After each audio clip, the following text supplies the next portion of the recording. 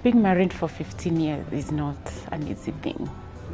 Of course, they say once the honeymoon phase is over, you start living just comfortably and forgetting why you fell in love with each other to begin with.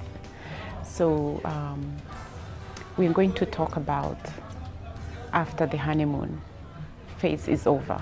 How do you revive that love that you had for each other from the beginning? You know, when you start living with each other, of course, when children come along, you're busy with work, you're trying to make ends meet, maybe invest in buy some property and try to maybe save for the future. Sometimes romance takes the back burner, and I have experienced that in my own marriage. When you're trying to rear children, you're trying to do so many things at the same time. And the last person you want to think about is your spouse and how to make them happy and fulfilled in the relationship. My name is Jane Kuria. I'm a marriage and family therapist. And the discussion today is how to keep the fire burning in that relationship despite all that is happening around you. One thing we need to understand is that our marriage is such an important institution, and we have to do whatever it takes to maintain it and to keep the fire burning.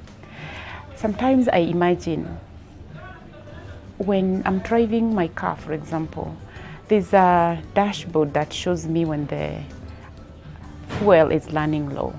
Of course, if I keep driving and there's no fuel, it will stop. What happens in our relationship? How do you get that signal that love is running low, and how do you refill it?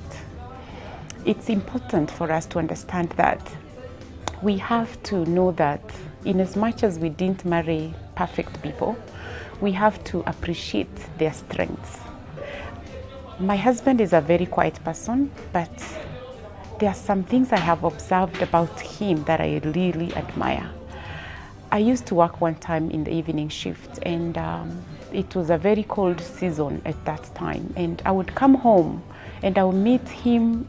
I would come home and my nightgown, he had put my nightgown in a warmer, and I would wear it and I would feel so warm despite all the freezing cold outside. And that's something that struck me. I was able to notice that act of love that he had done after putting the kids to sleep, making sure things are running because I was out working.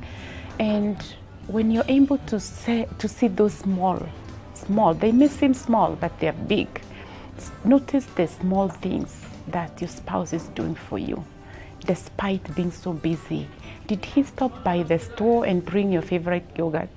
Did you notice that? Did he drop you at work in the morning and stopped everything he was doing? Did you get a flat tire and you called and in 5 minutes he was there?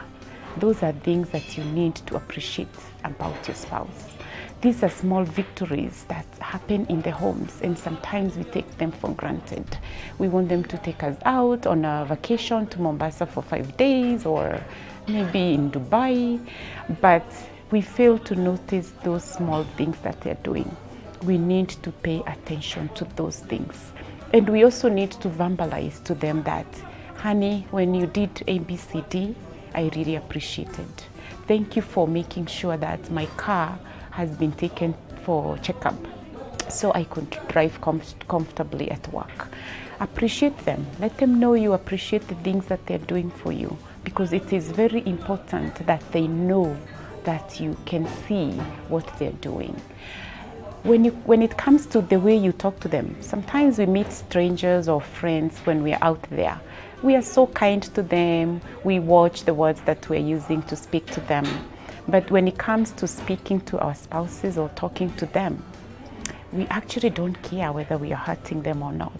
It is also important that when we are communicating to them, communicate to them the same way you would communicate to a stranger, because this is the most important person in your life.